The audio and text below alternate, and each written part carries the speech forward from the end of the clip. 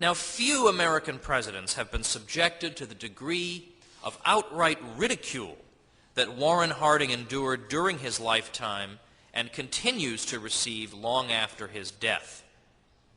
But the conventional wisdom about Harding is wrong to the point of absurdity.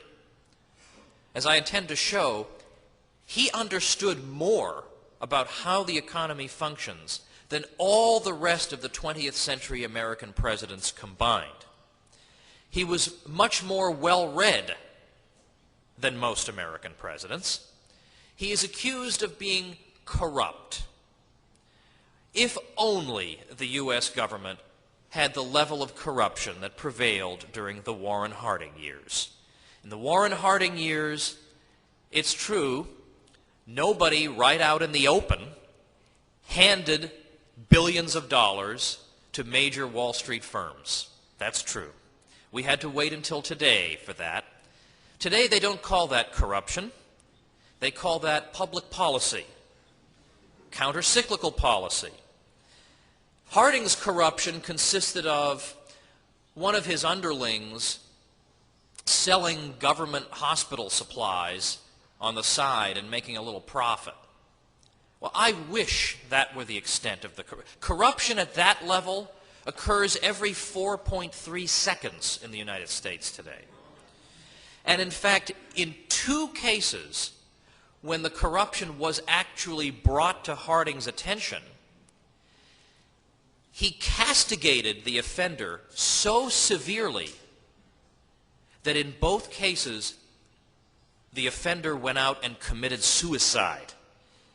So no one wants to be lectured to by Harding. It's fatal, apparently. But what they hate about Harding most is precisely that he did so little. He smoked, he drank alcohol at a time when it was illegal, he gambled in the White House, but it was a simpler America. It was an America in which if you knocked on the front door of the White House, Warren Harding would answer the door. Impossible to imagine our great imperial majesty even dreaming of such a thing today. But what they despise about him is that the economic performance of the country during his term was astonishing, considering what he started with. And so, if a guy as stupid as they say Harding was could have been such an economic success, maybe the economy is self-regulating after all. And our historians do not want to reach that conclusion. In his 1920 speech accepting the Republican presidential nomination, Harding said as follows: "We will attempt intelligent and courageous deflation." He would be shot for this today. "And strike at government borrowing which enlarges the evil. And we will attack high cost of government with every energy and facility which attend Republican capacity. We promise that relief which will attend the halting of waste and extravagance and the renewal of the practice of public economy, not alone because it will relieve tax burdens, but because it will be an example to stimulate thrift and economy in public life." Thrift and economy in public life. Notice, he does not say to everyone, the solution is to run out to the mall and spend all your money. "Let us call to all the people for thrift and economy." So he repeats it. "For denial and sacrifice, if need be. For a nationwide drive against extravagance and luxury." Now I think maybe he's going a little too far. "To a recommittal to simplicity of living, to that prudent and normal plan of life which is the health of the Republic.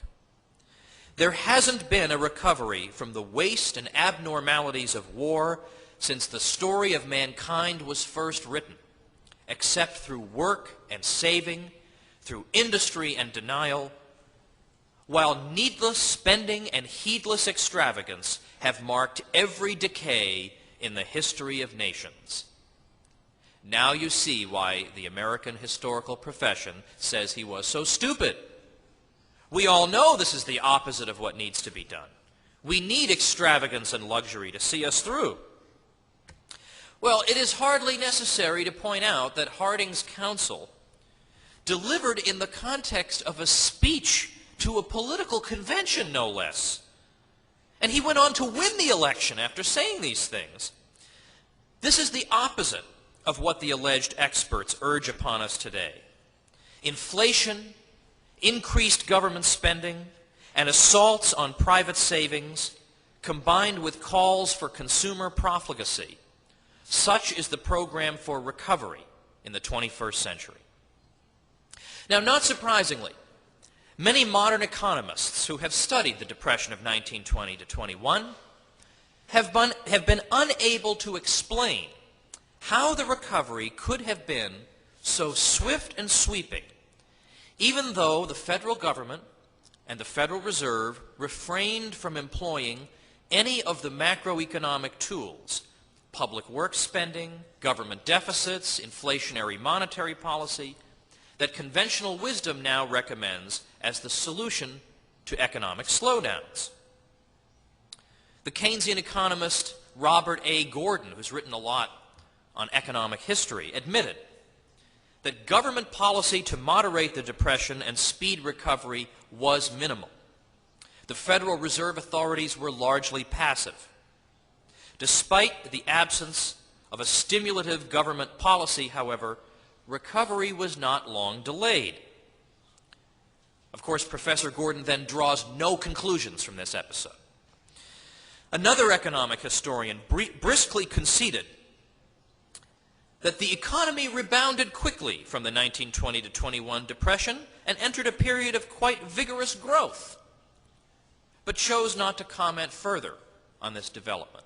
That is, by the way, the customary Keynesian treatment, is not to ignore the episode, as most people do today, to acknowledge it rather in one sentence and then proceed to the next chapter. Nothing to see here, people. No significance to this episode whatsoever. One Keynesian historian, rather condescendingly, says, "This was 1921, long before the concept of countercyclical policy was accepted or even understood."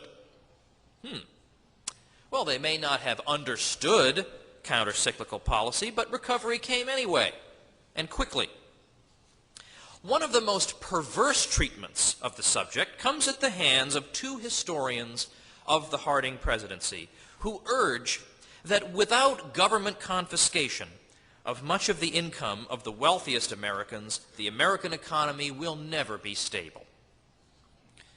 Now, by the way, as I'm reading this, imagine it reading as follows. Imagine this being two people saying that unless the mafia takes a portion of your income, prosperity will never return. Just imagine it that way. Imagine instead of government, we replace mafia. The tax cuts, along with the emphasis on repayment of the national debt and reduced federal expenditures, combined to favor the rich. Many economists came to agree that one of the chief causes of the Great Depression of 1929 was the unequal distribution of wealth, which appeared to accelerate during the 1920s, and which was a result of the return to normalcy.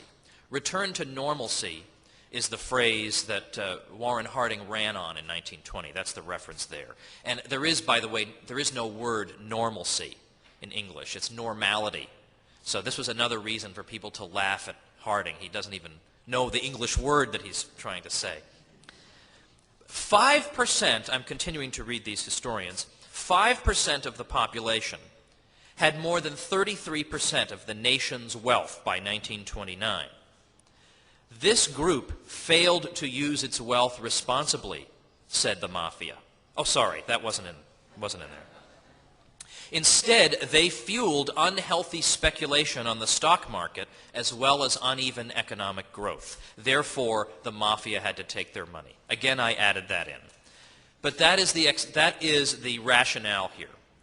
That if you leave money in private hands, what happens? Wild speculation, stock market bubbles. So for your own good, we need to confiscate that money. And by we don't mean we. We mean they. They are going to confiscate it. But notice this. Don't you love historians? How much they know about economics. I'm always in admiration of historians for their deep knowledge and their extensive reading in the discipline of economics. Now that was sarcasm. That was actually not true. Historians don't know a thing about economics, and I myself am a historian. I like to think I know a little more than the average. But notice no mention of the Federal Reserve System here. That unhealthy speculation on the stock market apparently just occurred. Right? It has no explanation. People had money, so they speculated. How this sort of thing could occur in the absence of an increase in the supply of credit, well, these questions are left unanswered. The Federal Reserve's inflationary monetary policy fueling the stock market boom, no mention of that. It's all because people were allowed to keep their money. And again, the argument is that the distribution of wealth was uneven, that the rich had too much. 5% had 33% of the nation's wealth, which is a crazy commie phrase anyway, the nation's wealth. It's not like the whole country has a big pile of stuff, and then one night when everybody's sleeping, a few of them come grab a big portion of it, and then they have a lot of it. That's not actually how it works. They create this wealth themselves. So somebody who heads a corporation that helps to feed 3 million people might in fact earn a much higher salary than somebody who sweeps the floor in an office building. There's nothing sinister about this. But the suggestion is that if the rich have too much, they'll either spend it stupidly, or the poor won't have enough money to buy the stuff the economy is selling and all this. Well, that's a whole other question. But if this were correct, if this theory were correct, that the so-called maldistribution of resources leads to economic booms and busts, then the world would be in a constant state of depression. Because we see proportions like that everywhere in the world at all times, usually much greater. 5% having 33% is frankly quite modest. And yet we don't see depressions all over the place. In fact, the Great Depression actually came in the midst of a dramatic upward trend in the share of national income devoted to wages and salaries in the U.S., and a downward trend in the share going to interest, dividends, and entrepreneurial income. So to achieve prosperity, thank goodness, we do not in fact require the violent expropriation of any American. Joseph Schumpeter, another of the great 20th century economists, pointed to the 1920-21 example as a case that he said alone proves that you don't need any sort of counter-cyclical policy, that in fact the system regulates and corrects itself. He said that this alone proves it, because this shouldn't have happened otherwise. There's no reason this should have happened unless in fact the market can correct imbalances created by artificial credit expansion. Now, it's not enough to demonstrate that prosperity happened to follow upon the absence of fiscal or monetary stimulus. We need to understand why this outcome is to be expected. In other words, why the restoration of prosperity in the absence of the remedies urged upon us in more recent times was not an inconsequential curiosity or the result of mere happenstance. So first we have to consider why the market economy is afflicted by the boom-bust cycle in the first place.